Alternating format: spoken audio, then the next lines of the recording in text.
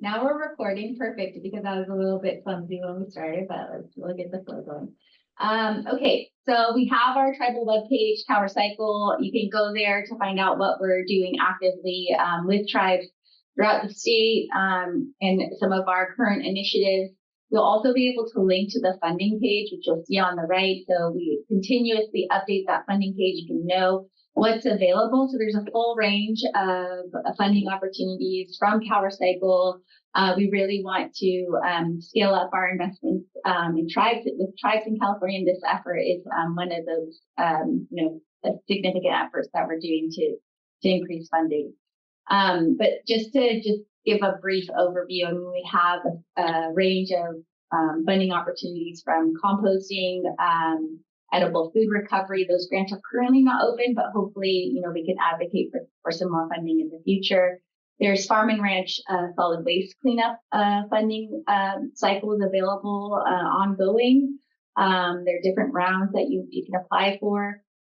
Also looking at management of household hazardous waste and increasing recycling of empty glass beverages. That's what we're talking about today a bit. So really a broad range, and there continues to be new funding opportunities emerging throughout the year.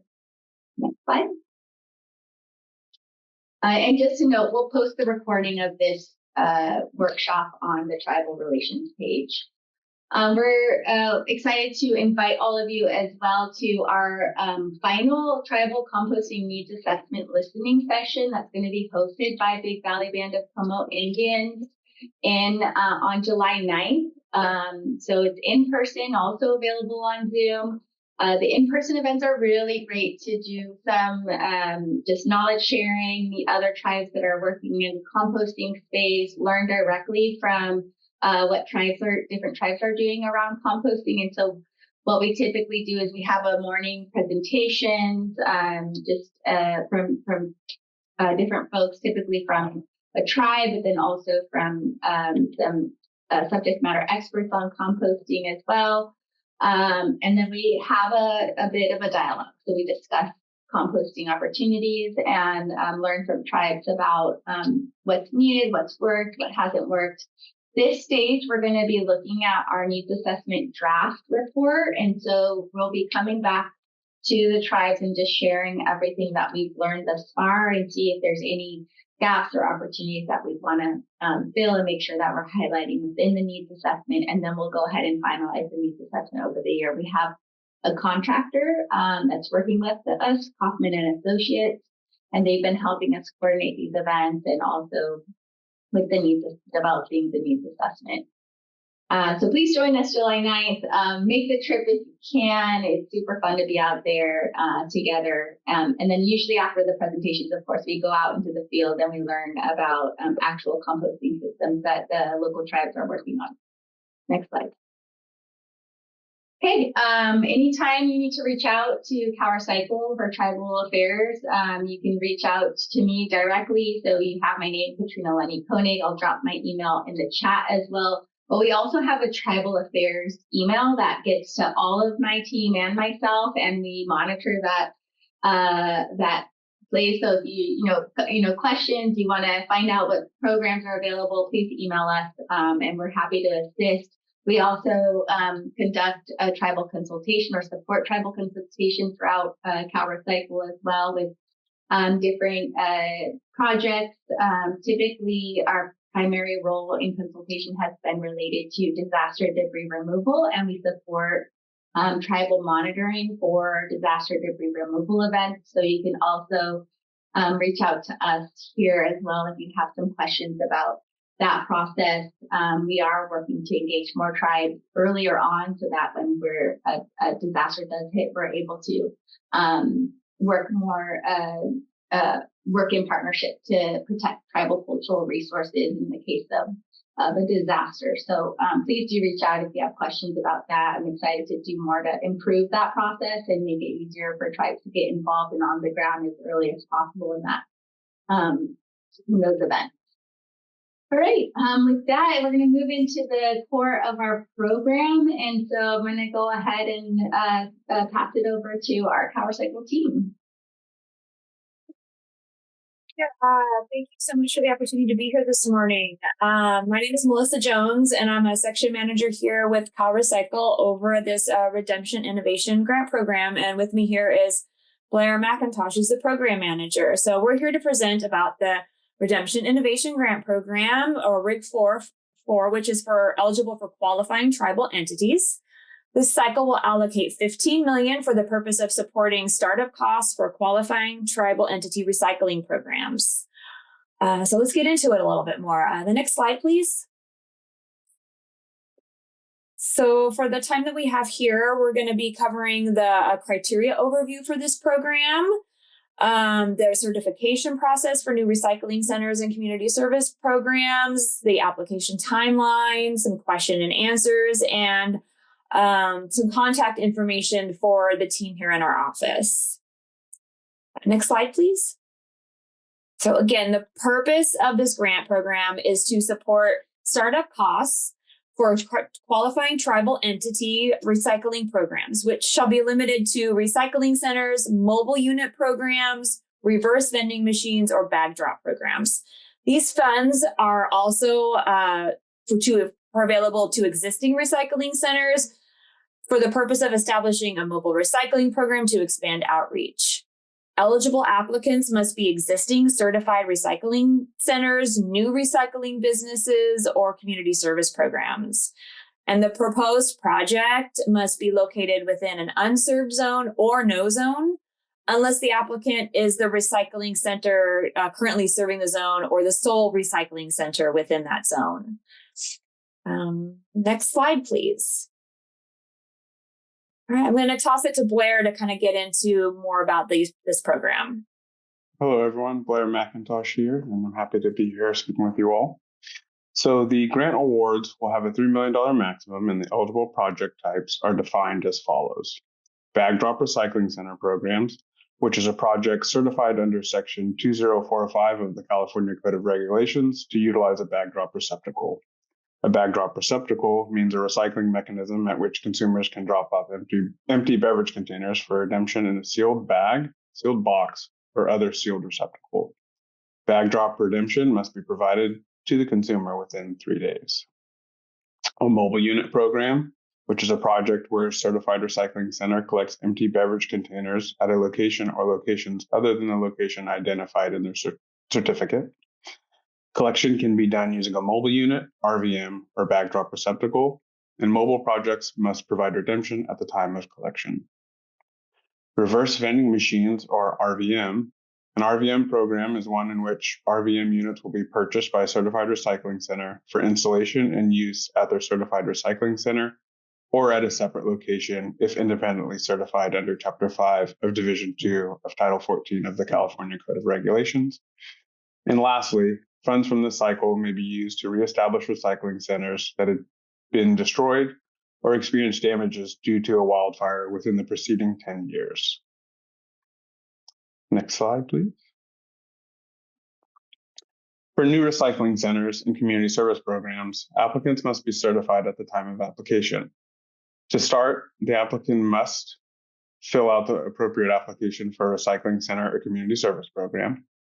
Before submitting the respective application, make sure you have attended this pre-certification training, pass the exam to obtain the voucher, complete all necessary items on the application, including all required supporting documentation, and provide original signatures on the application form. Applications may be sent to CalRecycle's Division of Recycling via the information listed here on the slide. And you may also reference the links provided on the slide as well and contact the DOR Cert File Room at calrecycle.ca.gov inbox for any certification-related technical assistance. Next slide, please.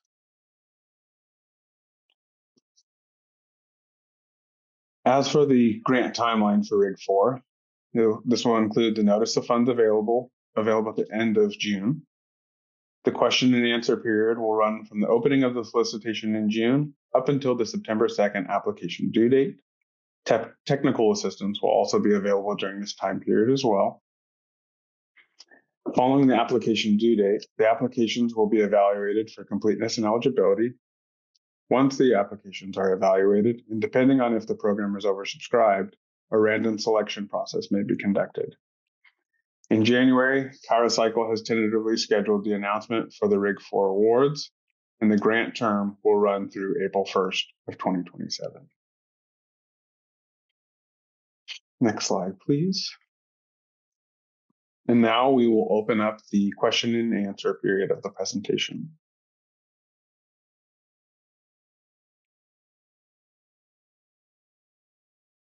Does anyone have any questions?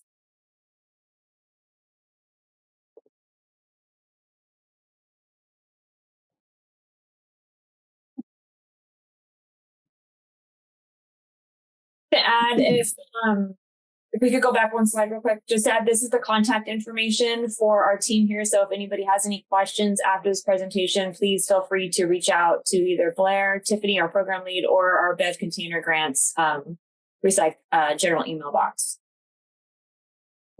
And then I'll just share, Alexis, right before you jump in. Our team is here, so I'm hoping that also Alexis's presentation will spawn some questions, get some inspiration about how other tribes have been working on recycling centers. So some things may come up, so our team's here to answer those questions as well.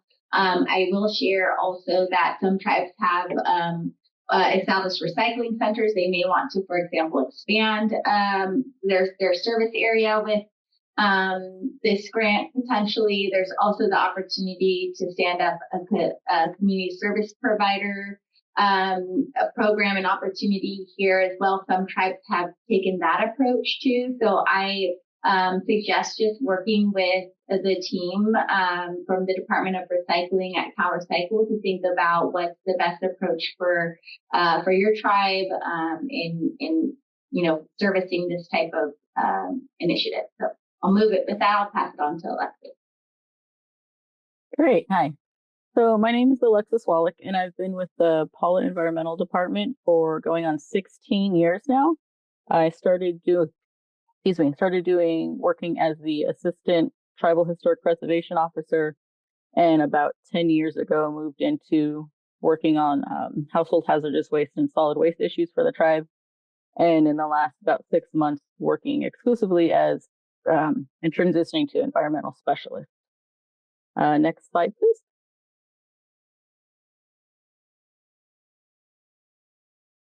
Next slide.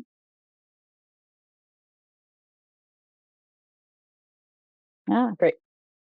So this is kind of what we're going to cover today after I give a quick overview of the Paula Reservation. The next slide. So Paula is located in Upper San Diego County, just south of Riverside. And then next slide, please.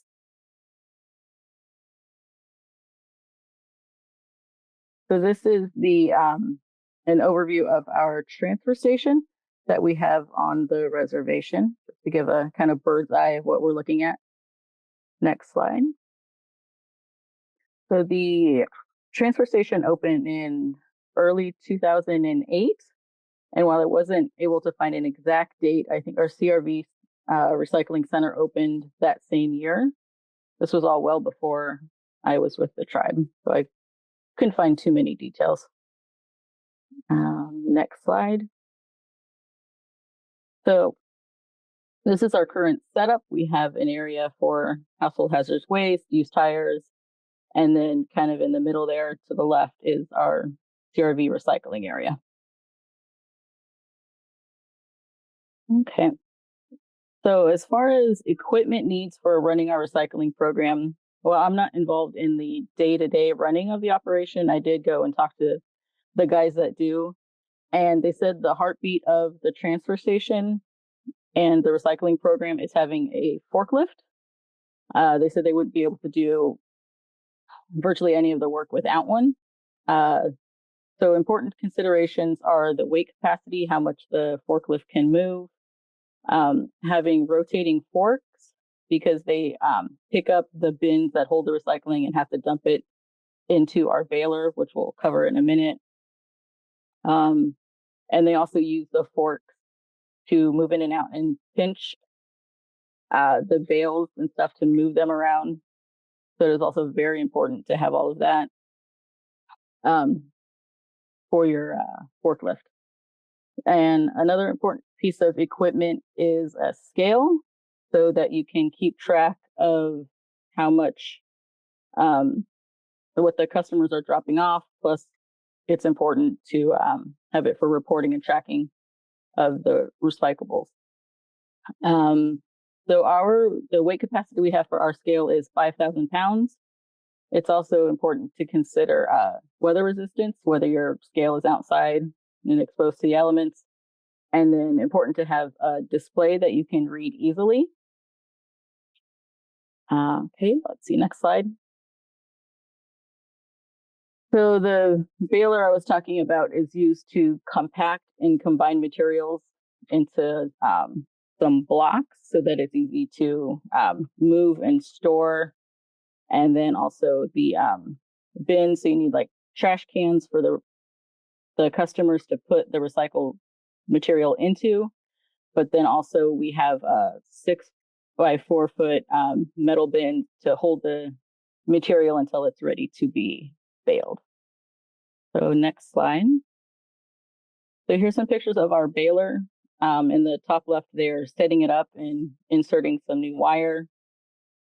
And on the bottom right is an example of baled material. So in this case, cardboard, but it does will be the same for cans. All right, next slide. So here on the top left are the 6 by 4 bins that we use to hold the material until it's ready to be compacted. And then on the bottom right is our recycling center. That scale is on almost its last leg. So we're hoping with this, if we're able to get this grant, that we'll be able to upgrade that and get some new trash cans because they're wearing out. But yeah, so that's our current section. Let's see.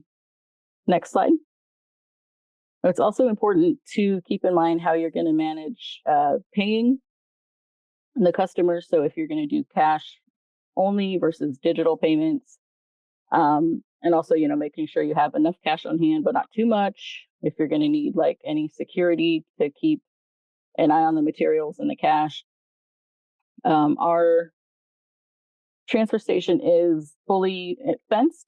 So after hours, it's everything's locked. And then we also have security cameras and tribal law enforcement to keep an eye on things. And there's also signs that are required by CalRecycle to have on display at all times. So your hours of operations, the price you're being paid, and that your certification is current. Next slide. So the benefits for the community, it's also important to have access to a recycling facility. And a lot of tribes are pretty rural. Ours is considered like semi-rural. We have towns within like 20-30 minute drive. But to increase the recycling numbers, it's good to have an area where the tribal members and non-tribal members in the area can have easy access. Also, if there's any people who are lower income, it's great. They can help supplement their income by getting the refund for the CRV. Having the center can create jobs for your tribe. You need people to run and operate the facilities. All right, next slide, please. So challenges and lessons learned. One of the challenges a lot of tribes face is staff turnover, where you have to retrain people. And then depending on who in your staff is turning over, you may have to get recertified. Let's see. Also, it's not necessarily a challenge, but CalRecycle does pop in and do surprise inspections. So you just kind of keep that in mind. As long as you're following the rules, it's not a problem, but just something to be aware of. Let's see. Also, you have to factor in the costs. So there's overhead, equipment maintenance, and all of that to keep in mind that you may need to put out money for.